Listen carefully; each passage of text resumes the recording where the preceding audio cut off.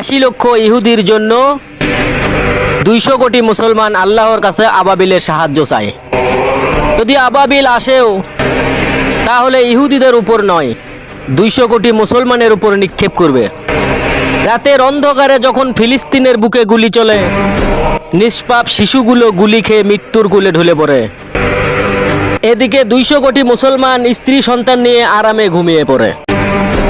বলি ভাই, জান্নাত এত সোজা না। ফিলিস্তিনের গুলি খাওয়া ছোট্ট শিশু যদি আল্লাহর কাছে বলে, ইয়া আল্লাহ, আমাদের বুকে গুলি চলে আর এ জাতি তাকিয়ে তাকিয়ে দেখি, তাহলে জান্নাত তো দূরের কথা, ঘ্রাণও পাবে না। ইয়া আল্লাহ, আমি জানি আমার কথা ফিলিস্তিনের কোনো উপকারে হয়তো আসবে না, কিন্তু তুমি তো রহমান, ইসরায়েলের ধ্বংস না দেখা পর্যন্ত আমার মৃত্যু দিও না।